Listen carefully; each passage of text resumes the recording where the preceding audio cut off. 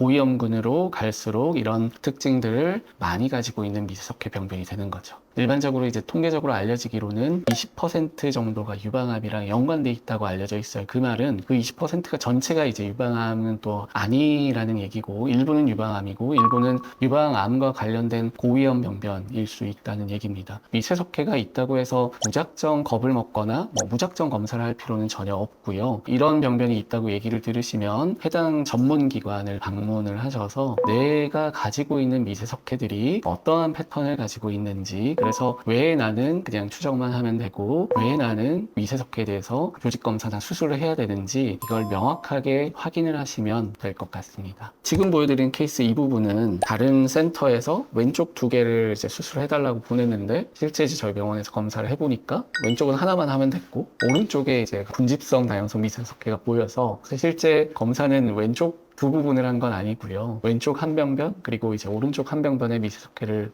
실제 수술로 조직 검사를 해드렸고, 결과를 보니 이제 양쪽 다 상피내암이 나와서 양쪽 다 수술을 진행하신 케이스 입니다. 그리고 이제 이번에 보여드린 케이스는 2개의 군집성 석회가 이렇게 보이는데요. 실제 둘 중에 어느 것이 유방암이 나왔을까요? 네, 실제 저희 병원에 수술한 케이스인데 오히려 모양이 덜 나쁜 쪽에서 유방암이 진단된 케이스입니다. 그래서 이 경우는 오히려 모양이 나쁜 석회가, 그러니까 유방암이 아닌 석회로 판명이 되었고, 모양이 이제 좀 더 괜찮았던 미세석회가 상피내암 병변으로 확인됐습니다. 그래서 이제 미세석회는 진단 자체가 까다롭고 어려울 뿐만 아니라 꼼꼼하게 보지 않으면 놓치기 쉬울 수 있는 병변이기 때문에 주의가 필요합니다. 그리고 마지막으로 보여드린 케이스는 이제 군집성 미세석회임에도 불구하고 이제 추적을 했던 케이스인데요. 이제 이분 같은 경우는 확대 촬영을 찍어봤을 때 비록 석회들이 모여 있지만 모양이 굉장히 이제 통일성을 가지고 있고 뾰족뾰족해 보이지도 않고 괜찮을 가능성이 훨씬 높아 보이는 석회들로 확인이 됩니다. 그래서 이분 같은 경우는 추적을 해서 1년 정도 기간이 지냈음에도 불구하고 이 군집성 미세석회가 전혀 변화하지 않았어요. 변화하지 않는다는 얘기는 암이 가진 특징, 즉 계속 분열하고 증식하는 특징에 사실 위배되는 특징입니다. 그렇기 때문에 변화의 여부를 보는 게 굉장히 중요합니다.